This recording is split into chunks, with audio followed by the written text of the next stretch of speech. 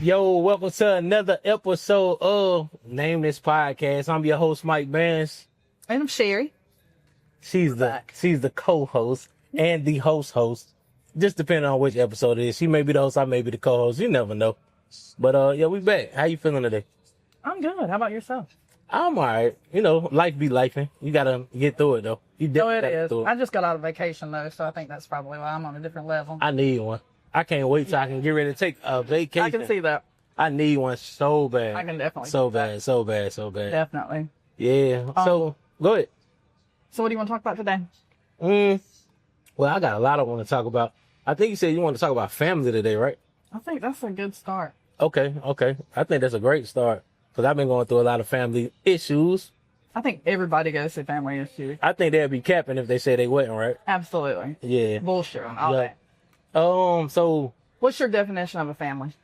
My definition of a family is that's good. Family to me, it don't mean blood or nothing. It means people you trust with your deepest, darkest secrets, people you trust financially, people you love genuinely. It don't have to be blood, just somebody who you love, people you love, a group of people. It could be you got your work family, you got your church family, you got your blood family. I got my podcast family, so just people who I share a genuine bond with. What's your definition? I feel the same way. I don't think blood defines family at all. Right. And that's one thing I realized, that I've created my own family. Right. And that, like you just said, it's exactly what you just said. It's your bar family. It's your extended family. Some of it's blood, but it's like different stages. But it's who you can call if you need something. Yeah. And that's important. Yeah. And I feel like it's who you can call when you need something and you know it's not going to leave them. No, absolutely. And it's genuinely they're there to help you. They're not there to, what am I benefiting off of this person if I do this for them? Right. Because all of us are going to be in a situation, none of us are going to be in a situation where we're not going to be in that. And sometimes that's not your blood relatives. It might be somebody that you've adopted into your life throughout the process. And it don't have to be a romantic. It could be just friends. You know? Right. Yeah. And I have more friends that I can call on literally than I could most of my family. Yeah. How did you grow up? Was it like single household, or what was your family like? All right. You want the honest? No, that's what we're doing. Okay. All right. So how I honestly grew up, from a baby to about 10 years old, I didn't grow up with my mother or my father, my real mother or my real father. Mm-hmm. I grew up in a household with who I thought was my real father, but it wasn't. But gotcha. That was more family to me now, absolutely, than the family that I have now. Yeah. Not my real dad's family. That's real fam. But like your stepdad, essentially. We're gonna call him my adopted dad. Yeah. Because my mother wasn't with him. Oh, okay. Yeah, okay. Yeah, that's what I'm saying. I wasn't in the household with my mother okay, I see what you're saying. Okay. Yeah, I actually carried that family's last name. I don't have my real mother's last name or my real dad's last name. Well, I didn't even know that. Yeah. I was adopted, basically, in so many words. But I thought from the age of a baby up until 8, I'm not gonna say what my last name is, but I thought that was my family. No, absolutely. But when I turned 8 years old, I found out that, hey, that's not your friend. That's not your blood family. But you couldn't convince me otherwise, because that's who raised me. That's who structured me. That's who set the foundation for who I am. That's why I love how I love. That's why I embrace everything the way that I embrace, because the foundation was set over there. But when I turned 8, I met my real father, who I love to this. I love him. I love him to life. And once we found out, he been hands on with me. Yeah. But I can't let that other family go. Like that, they, like you said, absolutely. I got my kids had their last name.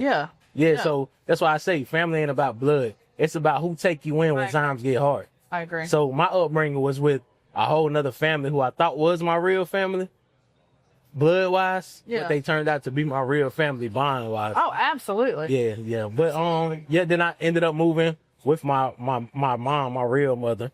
And, we had our ups and our downs and stuff. We still go through it right now. But, that's blood family. And, it doesn't mean you don't care about them any differently. You know what I'm saying? Like, I genuinely love you. I just have to love you a different way. Right. Yeah. Hold on. Which family? any of them. Like like you just said with your mother, like you love your mother, but these other people did raise them, even though she gave birth to you. Right. And then, like you said, we go through things. Everybody does. Everybody goes through things in their family. Right. But that doesn't mean you don't love her. It just means that the relationship changes when you go through things, and you have to love them a different way. Yeah. You just love them accordingly. Yeah. Yeah. Sometimes at a distance. Yeah, that's the best. I mean, I have to. Certain people. I have to do that with. I have to do that with my family. Absolutely. Yeah. Yep. Yeah. I think love. Well, speaking of, well, hold on. Go ahead. No. Before we get into that, how did you grow up? I was the traditional family. Right. So I figured you would. the mom and dad. I grew up in a small town. The only difference was my dad was the only educated person in his family, so he was an outcast because of that. He didn't fit in. And I mean, my parents just celebrated their 51st wedding anniversary, you know, so they, dope. but it was very structured. And it was very matter of fact. There was no affection. And so I'm definitely not affectionate now, but it wasn't affectionate, but I had that base, that structure. And when you get older, you realize that really is important. Like that 2-parent household, and how, you know, this is their responsibility. This is the mother, father kind of thing. Yeah. So you get to see, cause like you just said, you saw it on a different level, and then you got thrown into a different situation.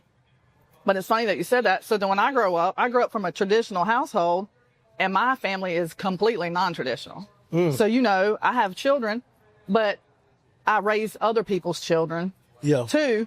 And I care for them just like you were raised. I don't feel any differently than I do about my own children, about them. Yep. So it's different. And it's funny because you brought up the affectionate thing, right? So that's why the family who I was, I say my last name, I don't give a damn. My loud side of the family, who it's not my blood, but that's your family. Yeah. They loved on me. They told me they loved me. They hugged me. They kissed me. Oh yeah, see, that's awesome. Yeah, but when I got with my real blood family, you know, me and my pops got the best bond ever. Yeah. My real dad, best bond. But he never ever told me he loved me. Yeah. He never told me he loved me. But you knew it. He showed me he loved me. My mother never hugged me at all. Oh yeah. Never. We never had an intimate, affectionate hug. Yeah, my parents don't do that at all. Yeah. No. But so I kind of got like, I'm a mixed emotion type of person. Yeah. Because one minute, when it comes to me dealing with females, one minute I think I'm affectionate, and the next minute I think I'm bipolar. I'm emotionally bipolar. I'm gonna go ahead and tell you what that is. That's really a Virgo trait for sure. Okay. Look, I love you all day. Don't touch me anymore. Right. You know what I'm saying? Yeah. Like, oh God. I'm emotionally bipolar. I mean, I literally have a shirt that says, "Don't hug me." Yeah. I mean, like literally. It's like, I think I seen that. Yeah. Why do you touch me? Yeah. Yeah. But a lot touch of me it when I want to be touched. Right. Oh, absolutely. And it's got to be by the right person, because if I'm touching you, then we're good. If I put my hands on you, we're good. If I don't touch you, then you know off gate that there's something around you that don't need to be around you, because I feel there's a negative energy. Deep bit of energy. Yes. Yeah. And so, but me being in the public all the time too, like you just said, when you're around people, you take that with you. You don't even realize. So you might have a bad day, and I'm over here with you, and I take that with me because it attached to me. Yeah. Yep. You just have to learn how to. Yeah. But you learn all that from your family too. Like I didn't have that at all either. I didn't have affection at all. Yeah. But sometimes I don't think affection is not being shown affection. Sometimes I don't think that that's a bad thing though. Nah. Because the world is not an affectionate place. See, the world that I grew up in when I stayed with my other family was a kind of a fairy tale world, because they love me, they shelter me, nobody's gonna touch you, nobody gonna mess with you. Then when I leave from that shelter and that protection over here to, oh yeah, you gotta fight him, you gonna have to fight him. Hey, they gonna kick your ass, And it's like, now what a love it. We were so lovey-dovey over here. Like, what the fuck, what am I in right now? It was a whole culture shock. Mm-hmm. But that's the real world. It is. That's the real world. It is. So you got to figure out a balance. Like, because it sucks, because you don't want it to be the real world. But even with your children, and when you have children, you know there's only so much you can do, because they got to see that. They got to slapped in the face of the real world so they can survive. But at the same time, you're like, I don't want them to have the same slap in the face I got. Not so. Yep. So that's what me and my youngest 2 sons' mother, we get into it about a lot because she want to shelter them. I'm like, nah, hell nah. Let them, they need to experience that shit because it's real. That shit is real. But you know what, man. though? That's your role. And you just said that. So you're the masculine, the dad who's like, no, they got to feel this. She's the one that's like, no, I got to nurture them. See, I didn't get to do that. Yeah. I didn't have the nurturing side. I just had the survival side. Right. So that's actually good for them. But, so I know you get into it with her, but that's her job. No, we don't get into it. No, but you know, no, we all do. Yeah, We all do. Like I used to be like, hey, this is what it is. And then their dad come behind you and say, no, it's okay. You know, you get pissed off about that. Yeah. But I'm saying like there still needs, it's good for them to have that nurture because in life, you want somebody to go to. Yeah. Yep. And that mother wound, I'm telling you right now, I feel like the mother wound is the worst wound. Yeah. And so especially, and what I mean by a mother wound is it's a mother who literally chooses life over their children. Chooses, what do you mean? Life. Whatever's going on other than their children, they choose that over their children. And I mean, hold on. They would choose what? So break that down one more time. So it can be anything. It can be a mother wound to me. The real mother wound is I chose as a parent. I chose not to raise you and to do other stuff for whatever reason that is. It doesn't matter if you're on drugs. It doesn't matter if you didn't have the financial. You know, there's all kind of reasons. There's several. But when you miss that piece, and you did miss that piece, even though you were raised by somebody else. Yeah. That DNA that comes from your blood family, it's crazy because it really does mold you. And you don't even realize how much that molds you until you're older and you're like, damn, why did I do that? Right. Yeah. Yeah. And then you start hearing stuff about your family and you're like, damn, they did that? Yeah. And I'm going to be real with you. Like, my mother, she was young when she had me. Mm-hmm. Like, I resented my mother. Oh, I'm sure. For years. Because I'm like, yo, how could you just give me away the way that you gave me away? But she was 16 or 17 when she had me. But sometimes you don't know their story until you know their story. Exactly. I didn't know that my grandmother kicked my mama out the house when she found out that she was pregnant. Right. And I did not know that the guy who she was with, whose last name that I have, was like, hey, yo, you can come over and stay with me and my family. We'll take you in. Mm-hmm. So now I'm like, okay, well, my mother, she got kicked out the house at a young age because she was pregnant. Because that was my grandmother's rules. You stay up under my roof and you get pregnant, you got to get out. You're grown now. Yeah. But me personally, now my kids, my daughter, I got 2 daughters. We got 2 daughters. If they ever got pregnant at a young age, I would never kick them out of the house. Yeah. If my sons ever got somebody pregnant at a young age, bro, man, I already take care of y'all. Man, y'all just come on to the crib, bro. We'll figure it out. But I think that was just that old school, black. No, that's not just black. That's white too. No, so were you? When you 18, you got to get out of my house. Okay, so I've literally been on my own since I was 17. Okay, by choice or by force? Yeah, well, no, pretty much by choice because I didn't fit in, and I was the oldest. And you didn't fit in with who? My family. I don't fit in with my family. Me neither, man. We the black. That's why we're cousins. Right. But then we can't be cousins if we got to fit in with the family. No, we're cousins. Right. We just made our own. Remember, we make our own family. We cousins. Yeah. We're cousins. So, but no, seriously, I didn't fit in with my family, and like I don't even have a relationship with any of my family. I do my parents and my brothers, but it's still like I don't talk to them on a weekly basis. Yeah. I don't. I mean, when my parents are getting older and we're having to help out, do some stuff, and now the roles have changed. But I mean, I'm gonna be honest with you. I went probably 5 years and didn't even speak to my family. And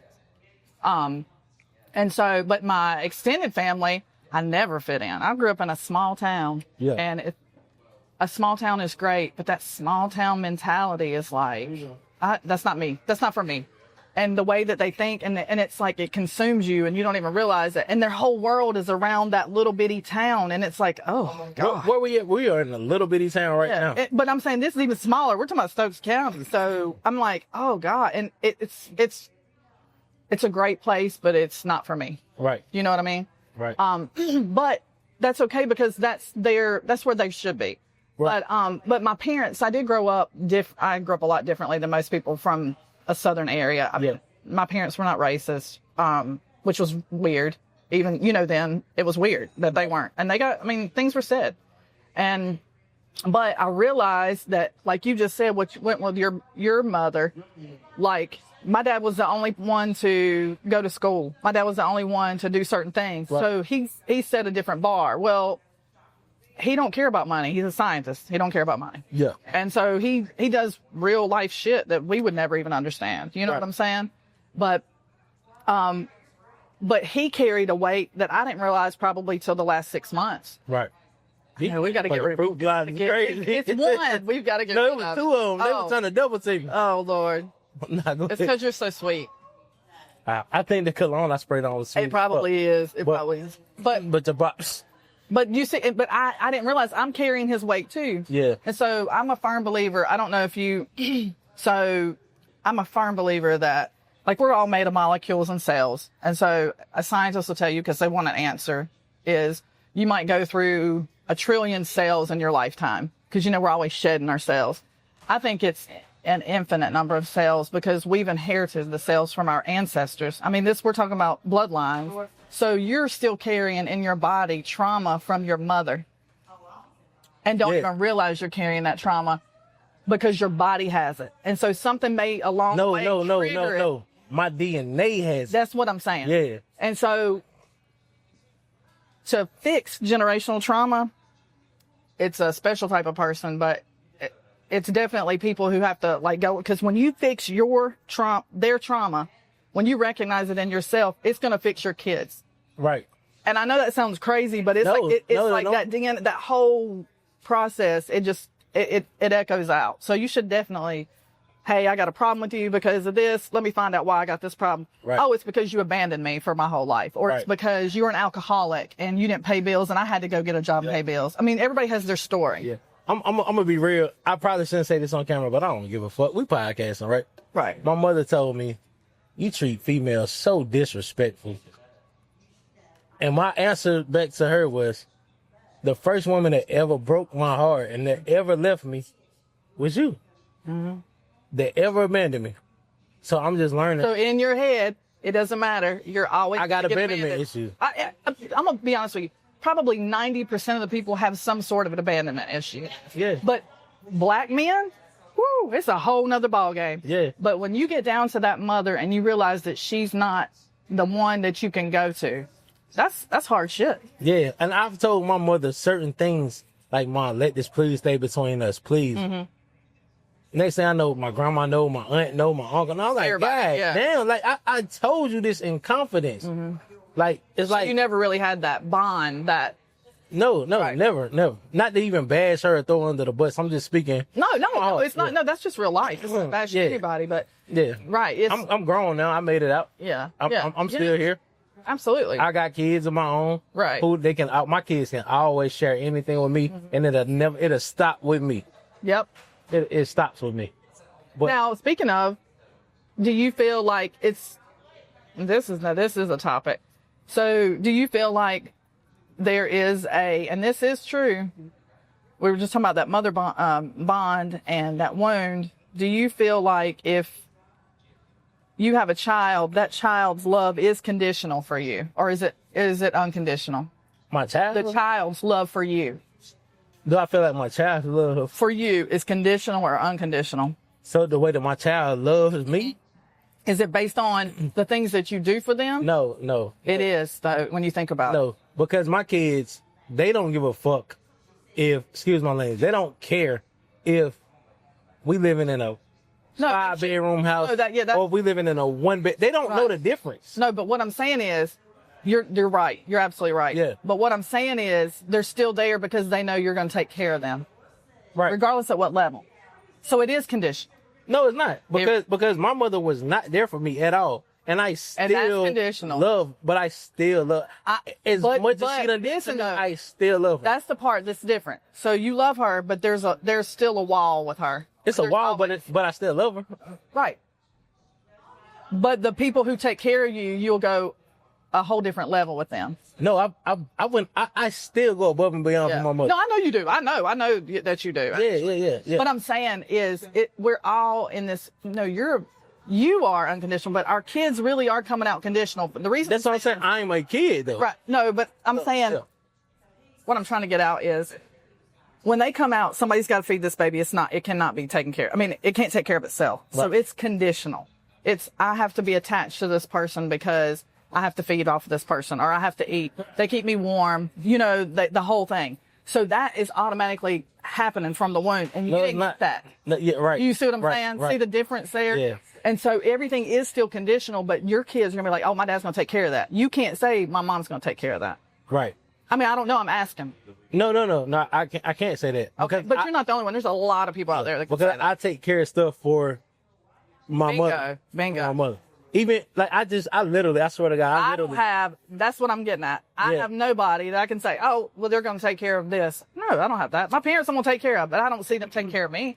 And I don't expect them to. No, because really, we Virgos, Right. We are strong fucking souls, man. I'm not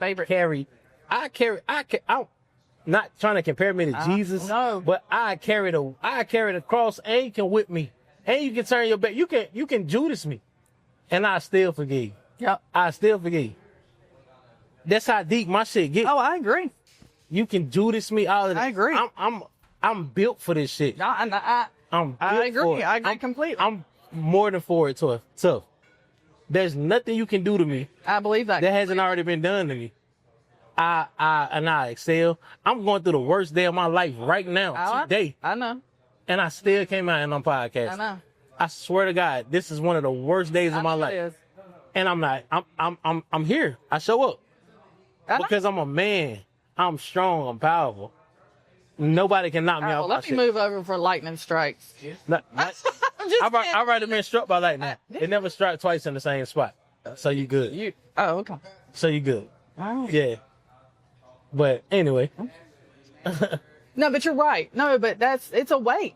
Like family is a weight. So there's always somebody who carries the family. Like, it's typically a matriarch, like the grandma of the family or whatever. And I mean, I'm gonna be honest with you. Like I don't have, when my grandmother died, I told my family, I was like, yeah, I won't see any of you guys anymore. You say that again? I won't see any of you guys anymore. This is it. Because she was the rock. Yeah. I have no reason to come around anymore. Right. And I know that sounds terrible, but I don't know what I'm going to talk to people about because I don't talk about the same things that they do. They think I'm just this crazy person. I was always the black sheep, so I'm okay with that. I didn't realize I wasn't okay for a long time though. Now I realize, I'm okay with that. I don't care how they feel. All right. I don't care. But I don't have any relationship with any of them. But I have created like family, like other family. Right. Like we really got. See, that's my I don't know if scapegoat is the correct term, but coming out here kicking it with you. No, I know. That's my escape. It's therapy for both of us. Yeah. This right here is my therapy. Like somebody told me, my mother told me, bro, your podcast is going to your head. I said, no, my podcast is going to my healing. Mm-hmm. Because this is the most vulnerable that I could be. Mm-hmm. And nobody talks back to me when I do my solo. Oh, I know. Yeah. Nobody can argue with me, nothing. All y'all got to do is just listen. And then if y'all want to argue in the comments. Yeah. Because I done already said what the fuck I had to say. Yeah.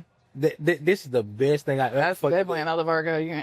That way you just get your argument out. Nobody else gets a chance. Yeah. But we Virgo. We get along so well. Right. We argue all the time. Yeah, but we won't argue on camera like at all. Yeah, but it doesn't matter if we do. We argue all the time. It wouldn't be an argument. It'd just be a difference of opinion. Yeah. That's it. No, but that's okay.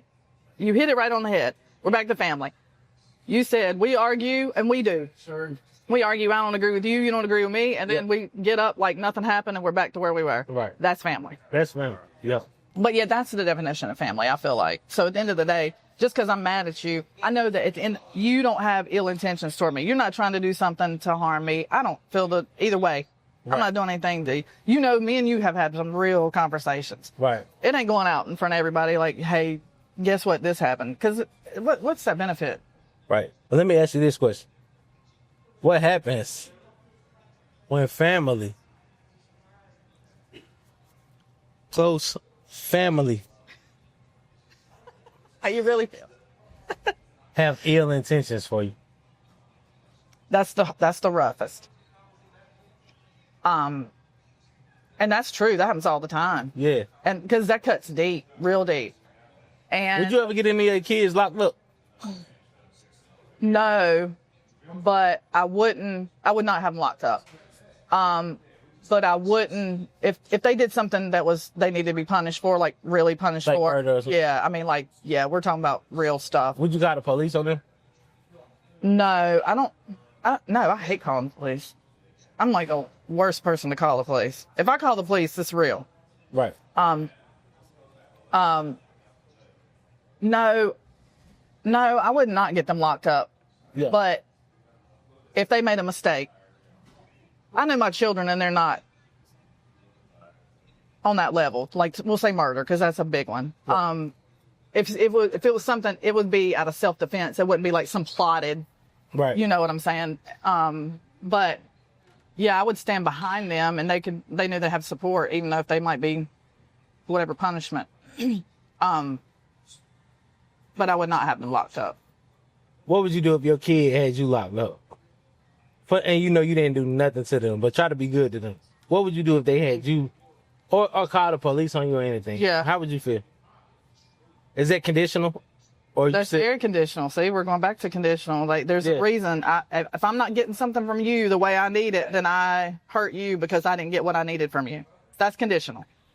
But we were talking about kids. No, I know, but I mean in general. What about when a parent? No, that's what I'm saying. Exactly. It goes both ways. All right, say that one more time. If you're not getting what from what? If I'm not getting from you, like, that's transactional. Right. So I didn't get something from you, so now I'm upset because I didn't get it from you. So I'm going to make you feel the way I feel. That's conditional love. If you do, no, that's not love. There's love there. It's just they don't know how to. You would take their freedom away from them? No, absolutely not. No, that's not love. No, I'm not. But I'm saying is something's triggered them, and love to them really is transactional. That's what I'm trying to say. In their head, love is transactional. I asked you for this. You didn't do this for me, so now I'm going to do this to you because you didn't do that to me. That's transactional. And that happens a lot, and people think that that's how they know how to love. That's not transitional love. Transactions. Yeah, I'm sorry, transactional love. That's toxic love. Oh, absolutely. Absolutely. That is. Absolutely. The shit that I'm going through right now, I told somebody, I'm like, yo, the shit that I'm going through right now with the person I'm going through it with, I've never been in a relationship with a female that's been toxic and went through the same shit. Mm-hmm. No female I've ever been in a relationship with has ever called the police on me, has ever tried to get me locked up, ever.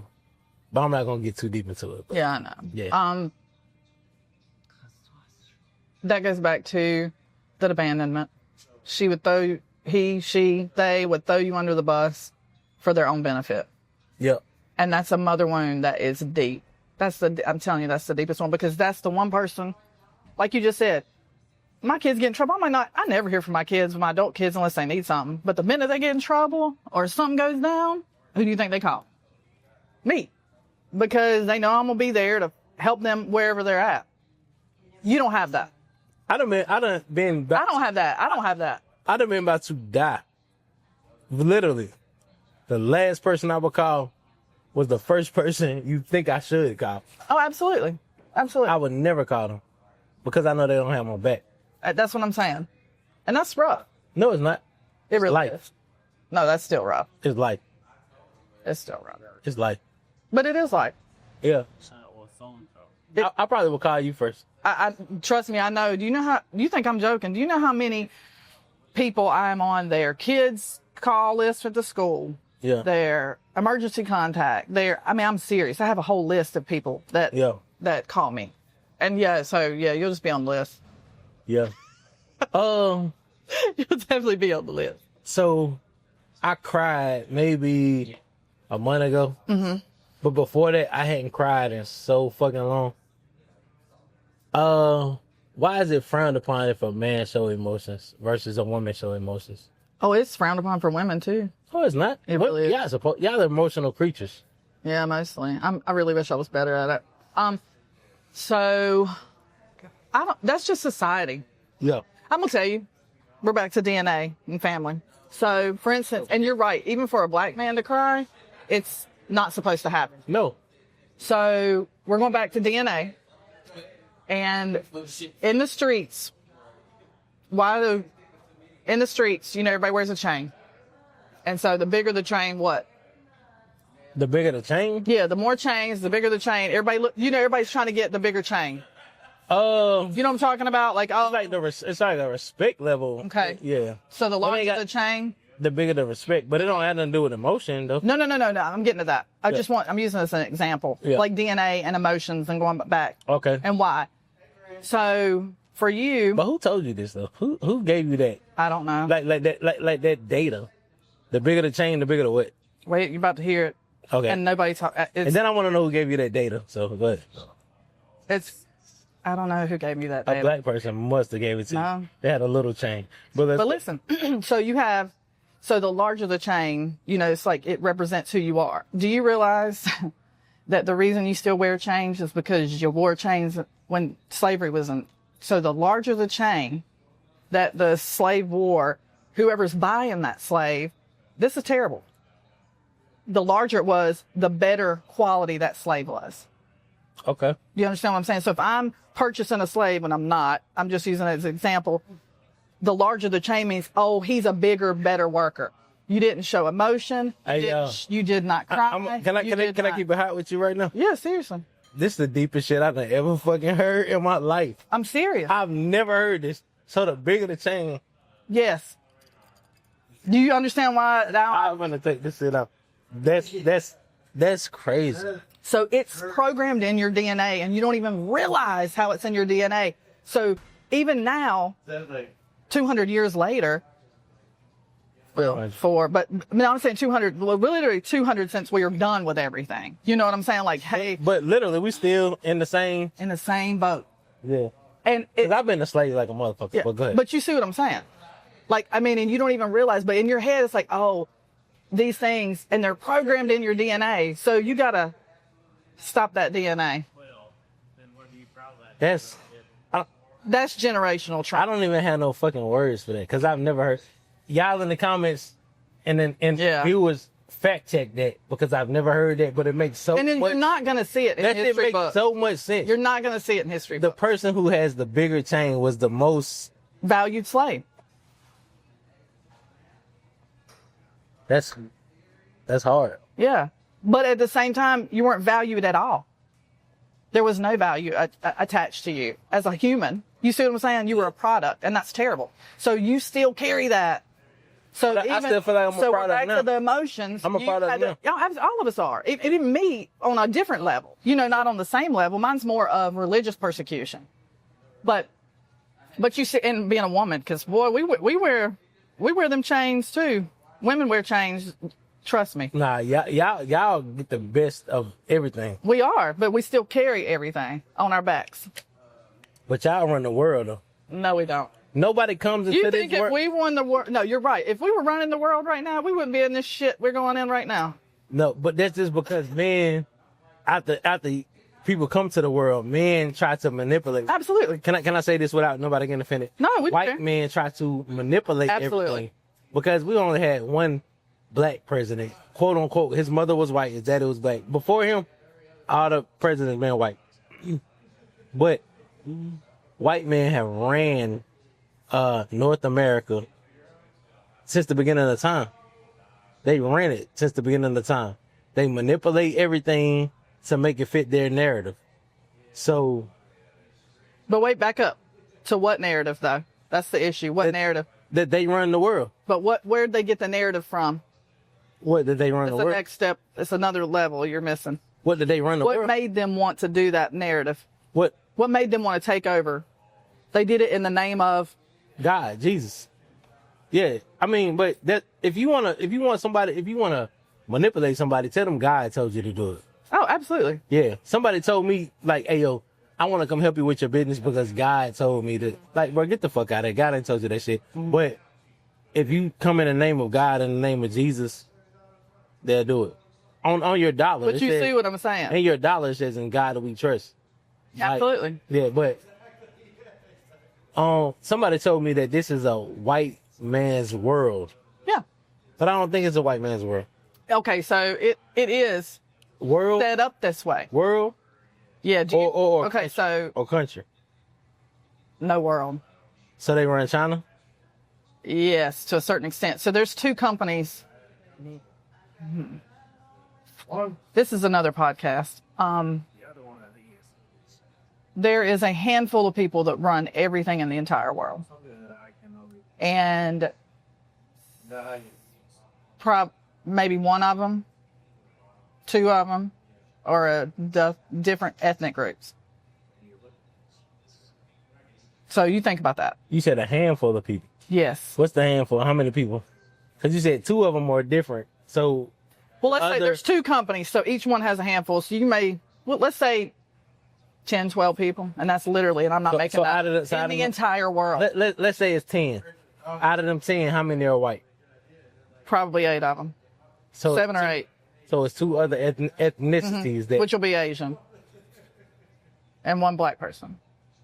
I don't even think one may be black.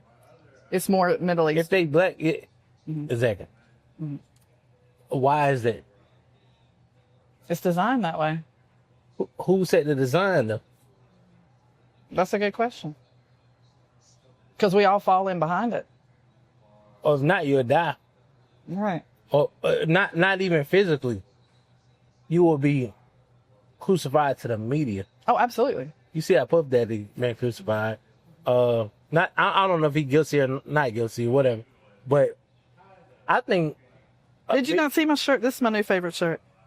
The same ones who sell the panic sell the cure. That's real. That's real. The same people who sell the panic sell the cure. Mm-hmm. I heard Andrew Tate say, I don't know if y'all rock with Andrew Tate.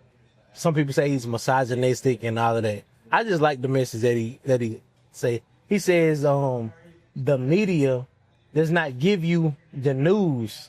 Absolutely. They give you the panic that make you absolutely tune into the news. And that's the realest shit I ever heard. Mm-hmm. COVID-19. They gave you the panic first. Mm-hmm. Then you started watching the news. Mm-hmm. Like, oh, you need to get vaccinated and blah, blah, blah. They give you the panic first. And then they give you the news. Just like what her shirt says. One more time.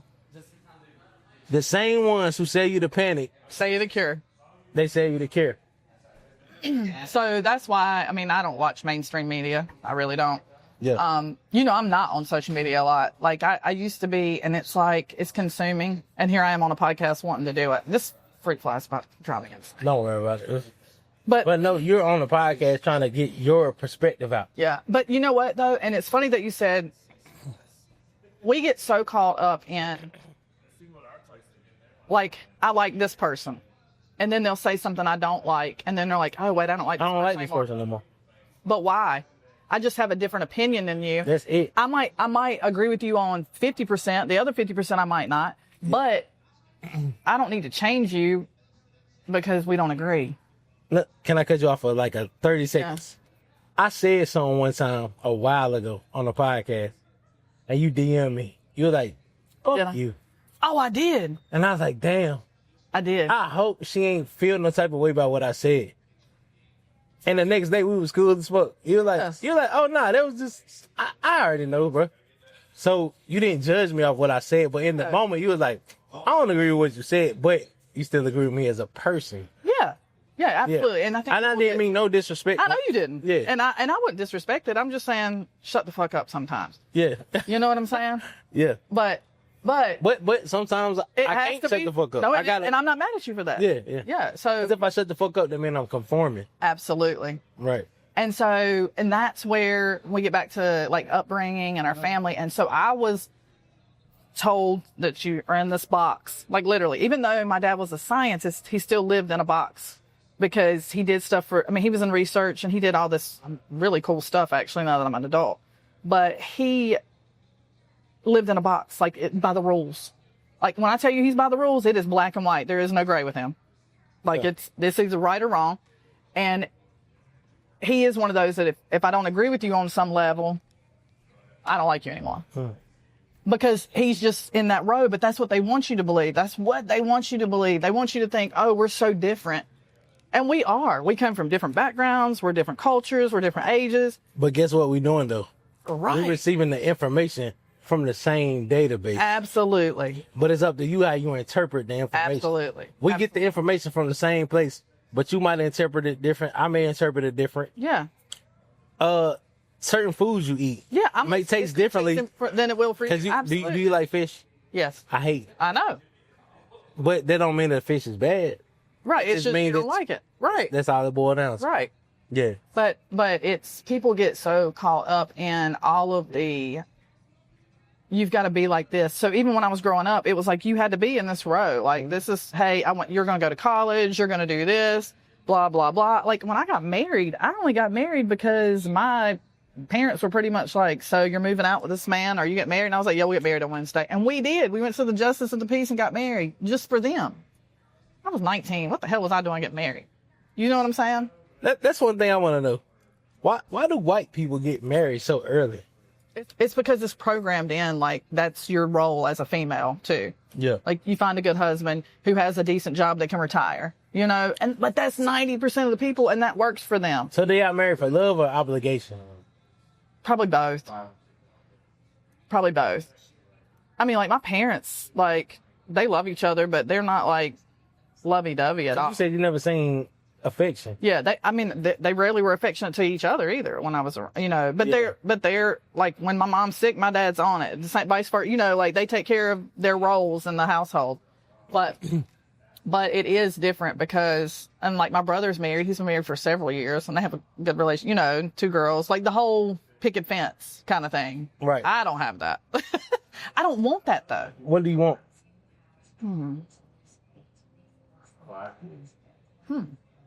Somebody that has to be on my level. What's your level? Like Independent. What? No. Yeah, no. yeah. Let's break it down to level. Yeah, absolutely. Financial, All of it. All the above. mental, Yeah. or All of the above. They have to be on my level, and that's hard because I'm not tooting my own horn, but I have my own stuff. I don't have to be provided for as a woman. Right. That's hard for a man. I need you to provide for me. Like, hey, I put gas in your car because I know you got a busy week. Oh, what? That would be maybe worth more to me than buying some outfit or taking me out for a $300 dinner. You see what I'm saying? Right. Or I knew they have to understand I'm busy and I have my own stuff and they have their own stuff. right? But when we're together, we're together. You understand what I'm saying? And they have to like my kids. No, and I have all kind of kids. No. They would have to love you. No, absolutely. I said that wrong. You're right. Yeah. No, and it has to be all my kids. Like, you can't be like, Yeah. why are you They would have to still... love her cousins. Yeah. What That's be cousins or Cousins. Okay. We're cousins. Where's the bartender? Here, I'll go get you one. No, so you gonna get up from the podcast and go fix me a drink? It's Yeah. crazy. If you want to, though. Hey, we'll be back in a second. Hey, say, oh my God, Sherry, what the fuck sip is this? it. So you ain't got to get Sherry. the cup. Sip it. Sip it. Don't be chugging it because I'm not having you fall on the floor. No, I saw a video. I only I fall saw a when I drink video Maker's of you Mark. on the floor. I We won't want- talk about Maker's Smart. No, I don't even What drink did I liquor. tell you about that, though? It's a big girl's drink. Why is it called a big girl drink? Because a nigga cannot drink that shit. And sorry for cussing, sorry for saying the N-word, but I will never drink Maker's Mark ever again in my life. I done did some horrible things on Maker's. Like horrible that I cannot say, unforgivable things that I cannot say on camera. Is But I can't lie though. Doing this podcast, it's I feel what does inebriated mean? liberated? I was thinking that inebriated and Which is- liberated. And Then that's perfect. That's what you are right now. I'm definitely inebriated, but I feel liberated. Yeah. I definitely feel liberated. Oh God, I hope you cut that out. But if you don't, fuck No, that's even it. better. Fuck it. But I feel inebriated and liberated at the same time. Yeah. Because I was in such a bad mood before I started this, but I feel good. Do you? Yeah. And that's what it's about. I'm having fun. Yeah, I am too. I mean, we've had so much fun. Yeah, every time I do something with you, we have. Yeah, we just have fun. And I think that's where I didn't grow up in a household where you had fun. Why not? You didn't have fun in your household? No, I mean, we did stuff, but it was like a task. It wasn't, hey, we're going to go have fun. Like we went on all kind of crazy vacations, but it was like an itinerary. You know, we're going to do this, and That's this. not fun.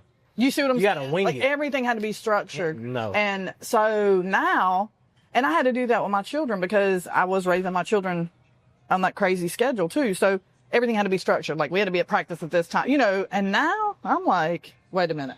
I don't have to get up at 6 o'clock in the morning and run kids around, or I can get here at this time, I love that. So is that liberating for you? Yes, absolutely. Did I use that word right? You did. I did. You did. See, I ain't too tipsy. I used it right. So another question I want to ask you is, you have a son that's in college. Mm-hmm. Is that liberating? It is. Is it because he's in college or because he's at an elite college? No, it has nothing. It has to do with he's finding his independence. So if he went on with the Forsyth Tech, He is at Forsyth Tech now. He just graduated Forsyth Tech but where is he going? to UNC. All right, so You know how I feel about it. you didn't brag about him. I had no clue he was at Forsyth Tech. Yeah, he graduated Forsyth Tech. So he is actually a transfer student into UNC. Okay, So him and his best friend both got in, which is amazing. that is amazing. Yeah. And what is he in college for? Media and journalism. That is fire. Yeah. So I'm he could- super it could excited. possibly help us. And I'm a huge UNC fan. So Me too. Like, Tar Heels. yes, Yeah. we would definitely be down there tailgating this year. Fuck me. Yeah. All right. We are tailgating. for We're not sure. going to edit it out. No, right. Yeah. But no, it's my last one. So for me, it's bittersweet because it's the first time, literally, I've been in my house since I was an adult by myself. How you feel? I feel really good about it, though. Can you walk around naked without the kids? Right, that kind of Like, part. Yeah. Is that liberating? It is, because you've never been able to do something like that. Right.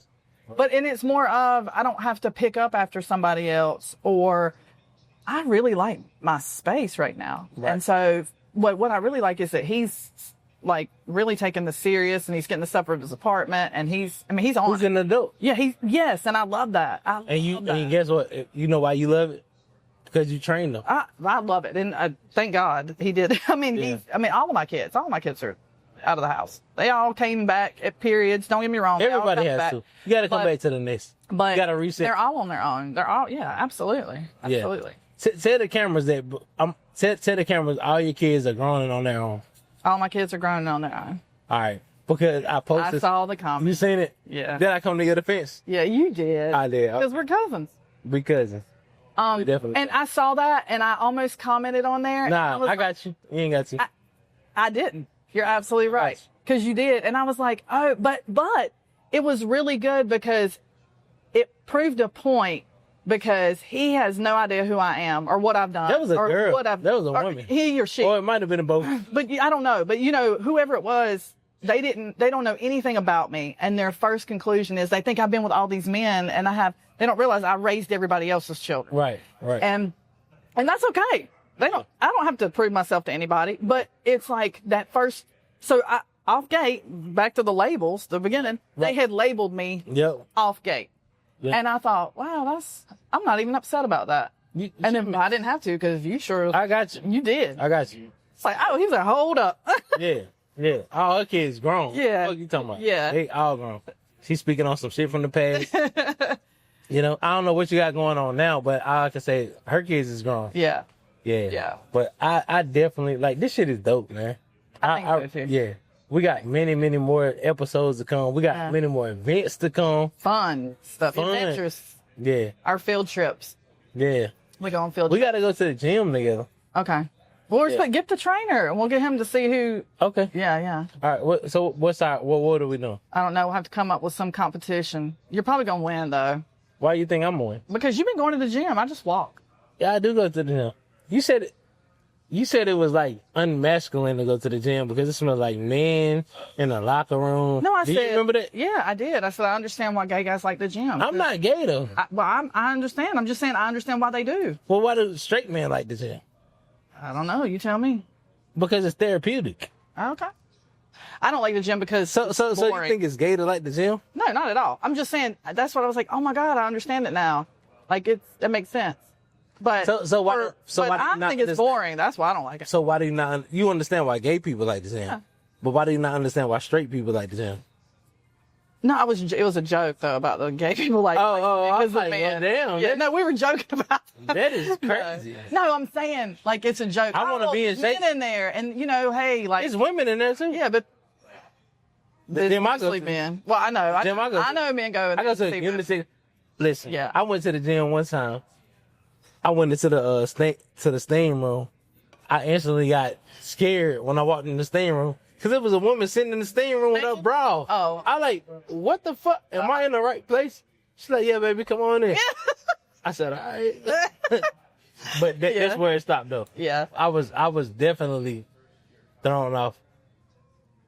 I still go to that gym to this day. I love it. I'm sure you were. Yeah. Not because of her though. I have to, like, if I want to go do something, I would rather like go outside and have a project outside that I'm using muscles versus going in the gym and lifting weights. I don't care about that. It's boring. That's why I don't. Why is it boring? I don't know. I just don't like it. It's like I don't have anything accomplished at the end of it. Like, I could go for a walk. I love going for walks. You know, I go in nature. Like, I walk 3 to 5 miles a day typically. Yeah. So, and that's therapy to me. Right. And that's therapy. Gym is therapy for yeah. So, but for me, it doesn't work. All right. So and then I don't want people talking to me in there. They get on my nerves. Right. See, so I've mastered the right time to go to the gym. Oh, that makes a difference. I go to the gym at 2 p.m. There ain't nobody in there. Everybody's come off their lunch breaks. Nobody's in there in the morning. Nobody's in there now. 2 p.m. is the sweet spot. You can lift your weights. You can walk on a track if you want to, jog on a track. Yeah. And then you can go into the steam room. There's nobody in the steam room. Okay. I've never meditated ever until I started going to the steam room. And now meditation is going in somewhere where it's quiet without a thought in your head. And that's hard. That's harder than people think. Because it's people around you. But if you go in a place where it's relaxing, you sweating, you already worked out, you don't even have no thoughts because you're drained. So when I be in the steam room, I'm like, oh my God, I don't have a thought. Like, when the last time you been somewhere and haven't thought about anything? I do it. That's why I go walking. And don't think about nothing? So that is my meditation. So I can go, and it's like you said, but it's like, it's funny because I didn't think about it until just now when you said you're in the steam room, you're trying to take these deep breaths. That's what it is. So even walking, you know, you breathe deeper. So you're breathing in your diaphragm. You're not just shallow breathing. Right. So it does make you focus more because when you meditate, you have to breathe out of your diaphragm. Yeah. But you can't have a thought in your mind. That's what I know. And that's why I go walking. And that's why I like to go by myself because everyone's like, hey, I'll go. And I'm like, So when you go walking, do you listen to music? No. Okay. No. It is complete silence. So I have to hear the birds or whatever, bugs or whatever's going on. You're at one with nature. It is literally that. Yeah. So how do you keep up with how many miles you walk? Oh, my phone's in my pocket. So by the time you finish, you just... Yeah, no, yeah. Because, you know, you've called me and I'm like, I was walking. I'm not answering my phone. I walk. I like that. I like that. Yeah. But that's what it is. And it's crazy because we have so many things going on all the time. What about this? What about that? What about this? And then it's like, well, damn, I forgot what I was doing in the first place. And I should have got that done first. And that helps me do that. Like, it helps me focus. My biggest pet peeve is when I'm in the gym and people keep calling me because I listen to podcasts when I'm working out. Yeah. Music. So I have another phone that nobody calls. I say that phone with me to the gym. I have it plugged up to my, because I know. So you can actually, nobody's going to call me, nothing. This is my lock-in focus. The gym has been so therapeutic. Yeah, I can see that. Yeah. Like, I feel like we got so much more to come. We do. We do have a lot of stuff. What's the name of this podcast? Didn't you just say it? Name this podcast. Name this podcast. Tell them. Name this podcast. Can y'all name this podcast? So every episode will come up with a different name. So this one was family. This was family. Because we always have something else. Yeah. To talk about. Yeah. Can I shout something out? Yeah. August 23rd, I'm having a live event down here at CB's. I think it's the Name This Podcast and the Reset Live all in one. We're going to have comedians down here. We're going to have kind of like a dating event down here. We don't know. We may have a little cook-off. We don't know. There'll definitely be some adventures. They're going to have, it's very participant-based. Yeah, audience participant-based. Yes, participant-based. Yeah, participant-based. Audience participant-based. Did I say it right? Participants-based. You may have something up under your chair. They tell you to do jump up, tap your head, rub your stomach, take a shot. Who knows? We don't know. You just don't know. It'll be a lot of fun, and it's for your birthday.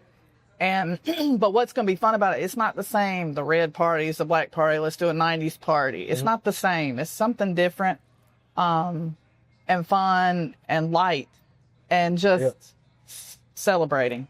Because why not? Why not? Why not? Why not? And we're definitely gonna have comedians out here. Yes, we are. I know Freeze is on.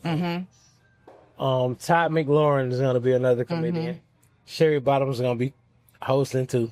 Yeah, well, we'll have the big birthday boy. He'll be here too. The big birthday boy. We might need to bring a wheelchair or a cart or a wheelbarrow or something for you. But No. I'm gonna be professional while I'm on camera. So I guess I'm not gonna be able to take the picture of you in the wheelbarrow after the camera's off. You can, yeah. Just after we finish recording the actual episode, we're gonna do like a 30-minute episode. Yeah. And then anything after that is up. But August 23rd, and we are gonna sell tickets. The tickets will go on sale in the next week or so. We'll have tickets ready. Right. Once we figure out all the details. Yeah. But if you're a regular, we'll figure that out too. Yeah. Right. Yeah. But it'll be worth it because it's gonna be a lot of fun. Yeah. And then are we gonna have any special food or? We will. So that's part of when we do the tickets. That's what I was gonna say. So each table will have food on their, like not on there when they get there, but when they come in for their table, right, there'll be a spread on the table. So yeah, we'll have a special thing for food that night. That's dope. Yeah, That's dope. Yeah. Okay. So it's like you're paying for an event. It's not just. Yeah. Yeah. You're not just paying for an event. You're paying for an experience. An experience. And we also have another episode that's about to drop probably next week. The cook-off between Cherry Bottoms and Louis G. Northside Louis. Northside Louis. I ain't gonna say who won. Oh, but yo, them chips though was fire. It was amazing. Yeah, like yo, you know what? I appreciate you so serious. Really? I appreciate you so much. Well, thanks. I appreciate you. We family. Yeah. That's why this episode was family based. It is. Because we're family. Yeah, we family. Yeah. I done found a family member that ain't even my skin complexion. Yeah. And sometimes family ain't blood, it's bond. It is a bond. Yep. It's been another episode of Name This Podcast. Yep. That's all. Your host, Mike Bandz. Sherry Bottoms. It's up. Cheers. Cheers.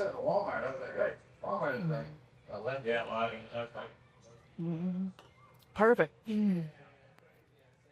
That was dope, Sheriff. I think it was too.